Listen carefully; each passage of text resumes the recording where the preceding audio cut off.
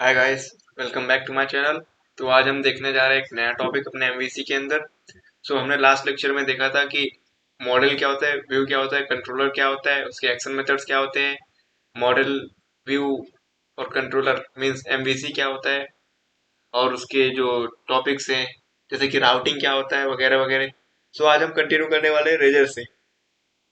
Razor क्या है, चलिए देखते हैं रेजर क्या है।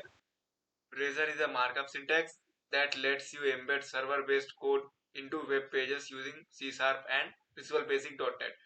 Razor क्या है? Razor एक मार्कअप सिंटेक्स है जो कि हमें अलाउ करता है। क्या करता है? अलाउ किस लिए अलाउ करता है कि जो हमारा वेब पेजेस होते हैं ना, हमारे वेब पेजेस, वहां पे अगर आप इंस्पेक्ट में जाएंगे ना, तो इंस्पेक्ट में आपको हर एक पेज का HTML और CSS दिखता है और जावास्क्रिप्ट भी दिखती है, बट उसके अलावा और कोई चीजें नहीं दिखती है। तो जो हमारे सर्वर बेस्ड कोड होते हैं, जैसे सी शार्प में कुछ कोड लिखा हमने या फिर विजुअल बेसिक में जो भी कोड लिखा हमने, तो वो उसको कन्वर्ट करके वेब पेज पे दिखाता है, right. It is not a programming language. Razor एक सिंटैक्स है, एक मार्कअप सिंटैक्स है, प्रोग्रामिंग लैंग्वेज नहीं है। It is a website markup language, right. क्या है ये? Website markup language. एक वेबसाइट मार्कअप लैंग्वेज है। Razor has no ties to ASP.NET MVC because Razor is a general purpose templating engine. Razor का ASP.NET MVC जो हमारा जो ये कॉन्सेप्ट है, इससे इसका कोई टाई अप नहीं है, इससे इससे कोई रिलेशन ही नहीं है। ये क्या है? क्योंकि ये एक जनरल पर्पस टेम्पलेटिंग इंजन है। ये क्या करता है? जो हमारा सर्वर कोड होता है या सर्वर बेस्ड कोड होता है, उसको ये जो रेजर इंजन होता है, जो रेजर व्यू इंजन होता है, उसके हेल्प के थ्रू ये इसको कन्वर्ट करके web page means HTML CSS और जावास्क्रिप्ट के कोड में कन्वर्ट कर देता है, बस। You can use it anywhere to generate output like HTML. आप इसको किसी भी लैंग्वेज के साथ कहीं पे भी यूज करते हैं, तो ये क्या करता है, ये आपका जो आउटपुट होता है वो HTML CSS और जावास्क्रिप्ट के फॉर्म में रिटर्न कर देता है। It's just that ASP.NET MVC has implemented a view engine that allow us to use Razor inside an MVC application to produce HTML. क्या है ये? ये व्यू इंजन है जो कि ASP.NET MVC ने इम्प्लीमेंट किया है कि इसके थ्रू हम जो हमारा एप्लीकेशन है उससे हम जो हमारा यूआई होगा उसके ऊपर जो भी डेटा आएगा वो HTML के फॉर्मेट में इसको यूआई पे हम लाके दिखा सकते हैं, ठीक है। यहाँ पे सिंटैक्स देख लेते हैं। Some of razor syntax rules for C sharp are given below. It must always be enclosed in at the rate and this curly braces. Semicolon must be used to ending statements. Semicolon यहाँ पे must है क्योंकि हम जब curly braces के अंदर लिखते हैं तो नहीं, अगर semicolon लगाएंगे तो एरर आता है। File save dot C S H T M L extension. जो उसकी फाइल्स होंगी, जो जिस फाइल में सेव होगा, इसके फाइल का जो एक्सटेंशन होगा वो होगा dot C S H T M L. C S H T M L stand for C sharp H T M L means C sharp hypertext markup language. इसके इस ये जो फाइल सेव होती है dot C S H T M L के नाम से, इसके अंदर हम सी शार्प, उसके बाद फिर H T M L, C S S, JavaScript, ये चारों लैंग्वेजेस के कोड लिख सकते हैं, right. Variables are declared with var keyword. यहाँ पे हम वेर नाम से भी स्टोर कर सकते हैं कीवर्ड, या फिर जो हमारे जो वो डेटा टाइप्स होते हैं उसके नाम से भी कर सकते हैं, वो हम आगे देखेंगे। Next one is inline expressions. Variable and functions start with eight the rate. Inline expression क्या होता है? जो इनलाइन एक्सप्रेशन मींस जो सिंगल लाइन सिंटेक्स होते हैं उनको हम इनलाइन एक्सप्रेशंस बोलते हैं। एक ही लाइन में जो आ जाते हैं, जैसे कि कोई मेथड हो गया, कोई वेरिएबल हो गया, जैसे कि एक डेट टाइम करके होता है, अगर आपने जावास्क्रिप्ट पढ़ी है तो, और यहाँ पे भी एक डेट टाइम करके होता है सी शार्प के अंदर जो हमको डेट बताता है। वो एक हो गया। C sharp code is case sensitive. ये केस सेंसिटिव है तो आपको स्मॉल ए और कैपिटल में ए में बहुत ध्यान रखना पड़ेगा। नेक्स्ट टॉपिक जो हमारा है वो है view engine. View engine cut गया है, but yeah, next topic is view engine. View engine is responsible for rendering the view into HTML form to the browser. View engine किसके लिए रिस्पॉन्सिबल है? कि जो हमारा व्यू है, जो मॉडल व्यू कंट्रोलर में से जो हमारा व्यू है, उसका जो कोड है उसको ये रेंडर करके HTML में कन्वर्ट करके ब्राउजर पे दिखाता है, right. ASP.NET MVC support web form that is ASPX and Razor view. Razor view means जो हमारा .cs HTML फाइल होता है वो। Next one is view engine is used to convert HTML plus programming language to pure HTML। ये जैसे कि मैंने आपको बताया कि .cs HTML या फिर .aspx के जो भी कोड्स होंगे ये सबको उठाएगा और ये रेजर व्यू इंजन के अंदर डालेगा और वो HTML जनरेट करके रिटर्न करता है। आप यहाँ पे देख सकते हैं HTML plus C# code means CS HTML। इसको व्यू इंजन के अंदर डालेंगे और ये प्योर HTML कन्वर्ट करके देगा ब्राउजर पे, राइट। सो नेक्स्ट टॉपिक है हमारा two type of razor syntax. So razor syntax के दो प्रकार होते हैं। First one is single statement block और second one is multi statement block. Single statement block means जैसे कि अभी मैंने आपको बताया कि इनलाइन एक्सप्रेशन होता है जो एट द रेट से स्टार्ट होता है, और जो मल्टी लाइन ब्लॉक होता है वो एट द रेट से तो स्टार्ट होता ही है, बट वो करली ब्रेसेस भी लगता है, जो करली ब्रेसेस के अंदर हम कोड्स लिखते हैं, राइट। सो इतना ही था हमारे स्लाइड में। अभी हम देखने जा रहे हैं कोड पे, ठीक है। तो हम एक एप्लीकेशन क्रिएट न्यू प्रोजेक्ट कर लेते हैं। क्रिएट न्यू प्रोजेक्ट करके आपको यहाँ पे ढूंढना है ASP.NET वेब एप्लीकेशन। मेरे तो इधर ही है, आप यहाँ पे ढूंढ सकते हैं। थोड़ा सा नीचे आएंगे आपको मिल जाएगा, ये रहा। ये आपको ध्यान रखना है कि ये C# होना चाहिए, ठीक है। सो नेक्स्ट पे क्लिक करें और इसका एक नाम दे देते हैं, रेजर सिंटैक्स दे देता हूँ मैं, क्योंकि हम रेजर पढ़ने जा रहे हैं। तो रेजर सिंटैक्स, राइट। और ये बाकी सब चीजें सही है। क्रिएट करते हैं। हमको एम्प्टी चाहिए, एम्प्टी चाहिए, बट हमको यहाँ पे MVC क्लिक कर देना है, राइट। हमको एम्प्टी MVC का जो फोल्डर है और जो उसके कोर रेफरेंसेस है वो सारे के सारे चाहिए, और हमको क्रिएट पे कर देना है क्लिक, राइट। सो ये हमारा जो एप्लीकेशन है वो क्रिएट होके आ जाएगा। बट यहाँ पे मैं आपको रेजर सिंटैक्स पढ़ाने से पहले कुछ चीजें बताना चाहूंगा जो कि बहुत ही ज्यादा इंपॉर्टेंट है, जो कि लास्ट लेक्चर में कवर नहीं हो पाई थी, तो हम इस लेक्चर में उसको कवर करेंगे। सो आ जाते हैं हम यहाँ पे कंट्रोलर पे क्लिक करके हम यहाँ पे ऐड करेंगे न्यू कंट्रोलर, और कंट्रोलर यहाँ से हम एम्प्टी कंट्रोलर उठाएंगे और ऐड कर देंगे। बट याद रखिएगा वो MVC का ही कंट्रोलर होना चाहिए। कंट्रोलर का नाम हम देंगे होम। कल इसके पहले वाले वीडियो में हमने देखा था कि होम कंट्रोलर क्यों लेते हैं हम। इसको ऐड कर लेते हैं, इसके फोल्डिंग हो रहा है, अब ये ऐड हो जाएगा, राइट। सो ये ऐड हो चुका है। सो अब आप यहाँ पे देख रहे हैं ये एक्शन रिजल्ट। ये मैंने लास्ट में आपको बताया था, जो लास्ट लेक्चर था उसके अंदर, कि ये एक्शन मेथड्स होते हैं। सो एक्शन रिजल्ट क्या है? एक्शन रिजल्ट एक क्लास है। क्या है एक क्लास? ये एक एब्स्ट्रैक्ट क्लास होती है। एब्स्ट्रैक्ट क्लास मीन्स वो क्लास जिसका हम कभी कोई इंस्टेंस नहीं बना सकते, मीन्स जिसका हम कोई ऑब्जेक्ट नहीं बना सकते। सो ये ये जो क्लास है, ये जो व्यू है मेरा, ये क्लास मेरा व्यू रिटर्न करता है।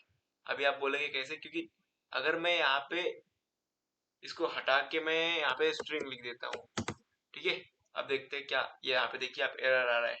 क्या बोल रहा है? Create a view result object that renders a view to the response, but return क्या कर रहे हैं? स्ट्रिंग। सो यहाँ पे आ रहा है can not implicitly convert web MVC. View result को स्ट्रिंग में हम कन्वर्ट नहीं कर सकते। अभी और कोई करके देख लेते हैं। सो हम यहाँ पे वाइड यूज कर लेते हैं, ठीक है। अब देखते हैं क्या ये रिटर्न होगा ही नहीं इसके अंदर। सो ना चाहते हुए भी हमको वही यूज करना पड़ेगा, एक्शन रिजल्ट। क्योंकि ये जो एक्शन, जो हमारा ये मेथड, ये जो एक्शन मेथड होता है, ये हमेशा एक एक्शन रिजल्ट को ही रिटर्न करता है, जो होता है हमारा व्यू। तो चलिए हम बना लेते हैं एक सिंपल सा व्यू, जिसके अंदर हम कोई भी ये जो हमारी प्रॉपर्टीज होती है, जो हमारे लेआउट होते हैं, उसको ऐड नहीं करेंगे। तो यहाँ पे ऐड करते हैं और इसको हम अनटिक कर देते हैं और बाकी चीज़ों को ऐसे रहने देते हैं, और इसको हम कर देते हैं ऐड, ठीक है। तो यहाँ पे ये हो गया है ऐड। यहाँ पे देखिए लेआउट हो चुका है हमारा नल। सो अब हम यहाँ पे करने वाले हैं कुछ चीज़ें आपको देखना है।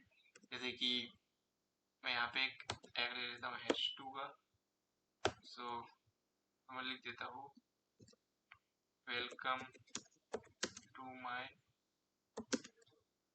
चैनल, और यहाँ पे कुछ ले लेते हैं। उससे पहले मैं एक यहाँ पे एट द रेट लगा के यहाँ पे मैं ले लेता हूँ स्ट्रिंग चैनल इक्वल्स टू, यहाँ पे ले लेते हैं कोड विद डेमो, राइट। और यहाँ पे सबसे इम्पोर्टेंट चीज सेमीकोलन, ठीक है। और यहाँ पे लोकल बट यूज, ठीक है। तो हम यहाँ पे एट द रेट लगा के चैनल लिख लेते हैं, यहाँ पे देखिए, और ये इसका कलर चेंज हो गया है। अब हम इसको वापस से रन करेंगे। और यहाँ पे देखेंगे कि हमारे चैनल का नाम आता है या नहीं। तो चलिए हम देख लेते हैं। इसको मैंने रन कर दिया है, बिल्ड हो गया है, अब ये रन भी हो जाएगा और यहाँ पे ये रन हो रहा है। देखिए होम के अंदर इंडेक्स, ये जो मेरा होम कंट्रोलर है इसके अंदर जो मेरा इंडेक्स एक्शन मेथड है, इंडेक्स जो मेरा व्यू है वहाँ पे ये लोड हो रहा है। और यहाँ पे देखिए ये मेरा चैनल का नाम भी आ गया है, कोड विद डेवॉप्स, राइट। सो इसको यहाँ पे जो चीजें यूज हुई है देखिए, जैसे ये @ के साथ ये जो कर्ली ब्रेसेस यूज हुए इसको हम मल्टी लाइन सिंटेक्स बोलते हैं, या फिर इसको हम बोल सकते हैं मल्टी लाइन सिंटेक्स, या फिर मल्टी लाइन एक्सप्रेशन बोल सकते हैं इसको हम। और एक होता है इन लाइन एक्सप्रेशन, जैसे कि यहाँ पे आपने देखा है @ चैनल। यहाँ पे एक और मैं आपको करके दिखा देता हूँ, Ctrl+D कर लेते हैं इसको। और यहाँ पे जैसे कि मैं आपको अभी बता रहा था कि यहाँ पे होता है एक डेट टाइम डॉट नाउ, ठीक है। सो यहाँ पे हम सिर्फ ले लेते हैं today's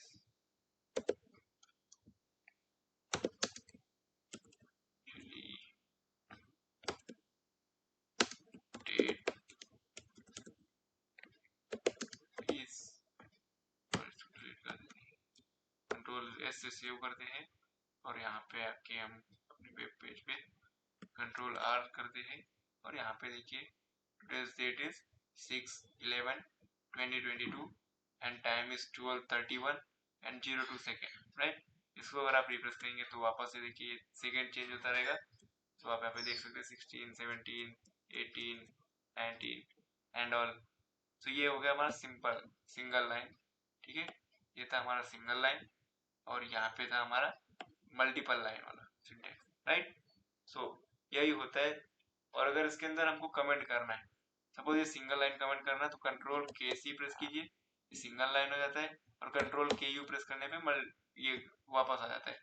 अब सपोज मुझे ये कंप्लीट करना है पूरा कमेंट, सो सेलेक्ट करके Ctrl+KC कीजिए और ये हो जाता है। और Ctrl+KU करने पे अनकमेंट भी हो जाता है, राइट।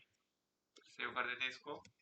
सो अभी हम आगे बढ़ते हैं और मैं आपको कुछ चीजें बताना चाहूंगा, जैसे कि मेरा चैनल का नाम कोड विद डेवऑप्स है, राइट।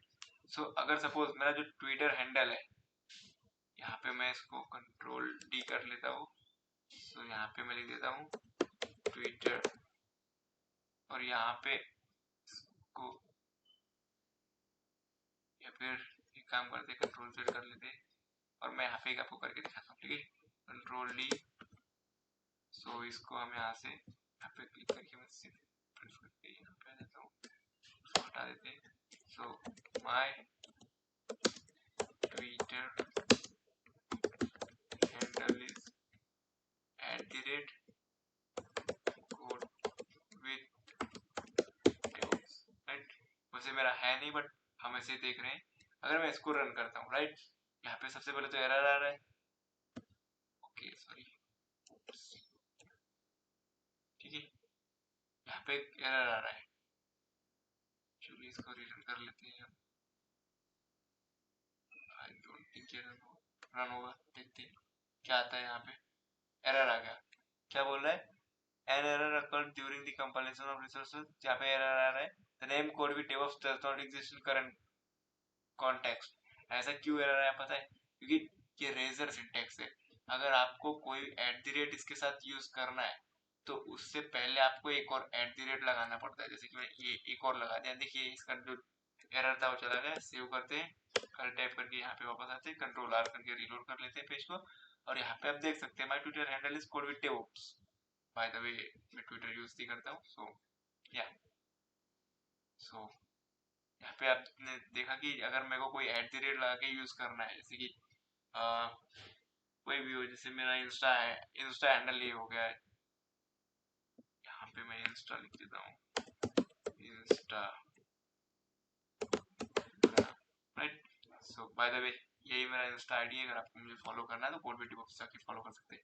सो इसके थ्रू हम इसको रन कर सकते हैं। सो मैं F5 प्रेस करके रन करता हूँ उसको, यहाँ पे ये रन हो चुका है।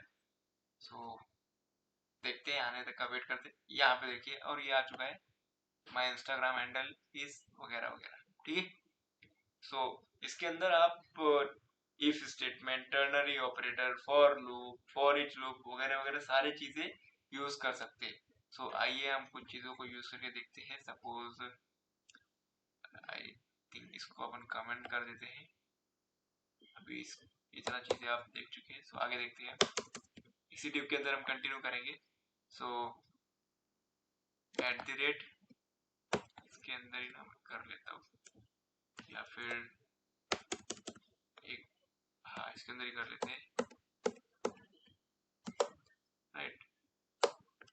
एंटर करता हूँ मैं, और यहाँ पे मैं एक वेयर से भी आप बना सकते हो, या फिर आप स्ट्रिंग इंट वगैरह वगैरह से आप बना सकते हो।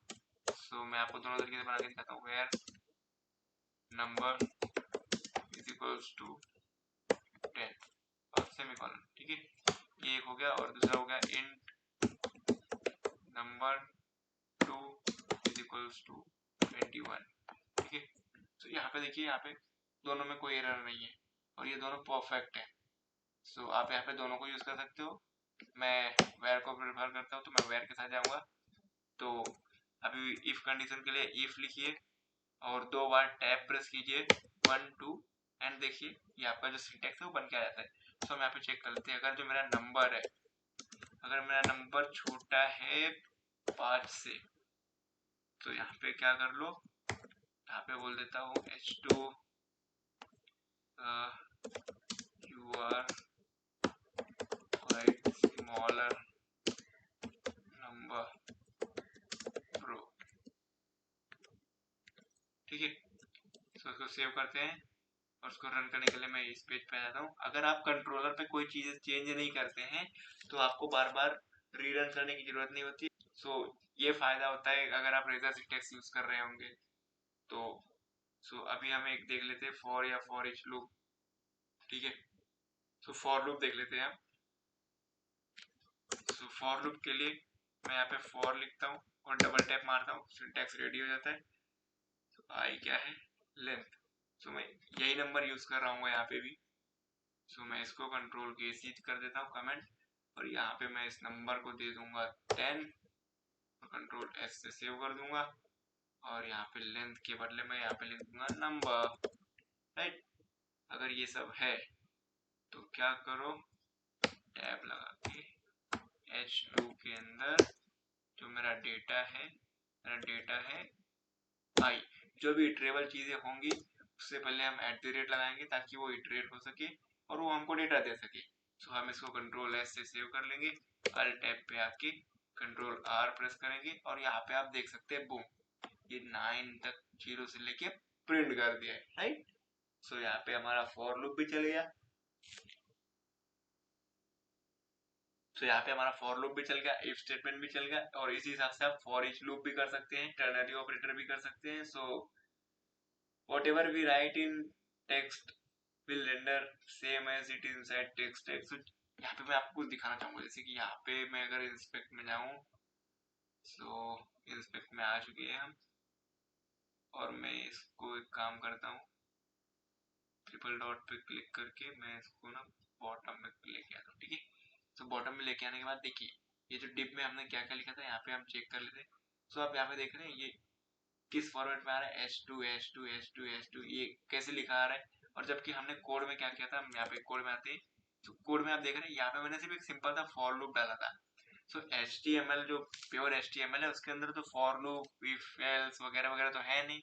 सो वहाँ पे वो H2 के लिए हार्ड कोड कर रहा है, और उसी के प्लेस पे हम यहाँ पे CSHTML के अंदर फॉर लूप वगैरह लगा के अपनी चीजों को कस्टमाइज कर सकते हैं। सो यहाँ पे आप देख सकते हैं। सो यही होता है हमारा रेजर व्यू इंजन, जो जो क्या काम करता है, जो हमारा जो ये कोड होता है, जो हमारा सर्वर साइड कोड होता है, उसको ये लेता है अपने व्यू इंजन में प्रोवाइड कराता है, और वो व्यू इंजन जो होता है वो ये देखिए ये जो हमारी जो HTML है इस फॉर्मेट में कन्वर्ट करके हमारे ये जो वेब पेज है, जो हमारा वेब एप्लीकेशन है, ये जो वेब पेज है हमारा, इसके ऊपर जो ये मेरा ब्राउजर है इसके ऊपर लाके वो दिखा देता है, राइट। सो और बहुत सारे व्यू इंजन होते हैं, जैसे ASPX एक व्यू इंजन है, वेब फॉर्म का व्यू इंजन होता है, और एन जेंगो का होता है, एन हैम का होता है, साप टाइल्स का होता है, स्पार्क व्यू इंजन होता है, और भी बहुत सारे व्यू इंजन होते हैं। सो हाँ, बस आई होप आपको रेजर सिंटैक्स समझ में आया होगा। रेजर सिंटैक्स बहुत ही एक इंटेलिजेंट सिंटैक्स है जो बहुत ही हेल्पफुल होता है, बहुत ही ज़्यादा हेल्प करता है लोगों को। अगर आपको यहाँ पे कुछ रेंडर कराना हो तो @रेंडर लिख सकते हो आप। तो @रेंडर बॉडी तो क्या करता है वो, जो आपका कोड रहेगा, जो आपका मिडल में कोड आना रहेगा, जो पूरा का पूरा कोड आपके मिडल में आके बैठ जाएगा और वहां पे पूरा सेटल हो जाता है, समझे। सो अपने को कोई चेंजेस वगैरह करने की जरूरत नहीं पड़ती है। काफी इजी होता है और काफी यूजर फ्रेंडली, काफी हैंडली होता है ये रेजर सिंटैक्स, और एक बहुत ही लाजवाब चीज है। सो मैं आपको व्यू इंजन के बारे में भी थोड़ा बता देता हूँ। सो व्यू इंजन क्या है, रिस्पॉन्सिबल है HTML को, जो मेरा व्यू है उसको HTML में कन्वर्ट करने के लिए, ठीक है। सो ये सब चीजें तो मैंने आपको बता ही रखी थी कि ये कहाँ पे यूज होता है, HTML हेल्पर में यूज होता है, और स्ट्रांगली बाइंडिंग व्यूज जो होते हैं उसके अंदर यूज होता है। आपको मैंने बताया था स्ट्रांगली बाइंडिंग और लूजली बाइंडिंग, या फिर लूजली कपलिंग, स्ट्रांगली कपलिंग के बारे में। सो अभी हम नेक्स्ट वीडियो में देखेंगे HTML हेल्पर्स क्या होते हैं, और ये बाइंडिंग वगैरह हम आगे देखेंगे, ठीक है। सो अगर आपको मेरा वीडियो अच्छा लगा हो तो आप इसको लाइक कीजिए, अपने फ्रेंड्स के साथ शेयर कीजिए, और मेरे चैनल को सब्सक्राइब कीजिए। Bye bye, thank you. Was it the voice? Was it the fire burning in me?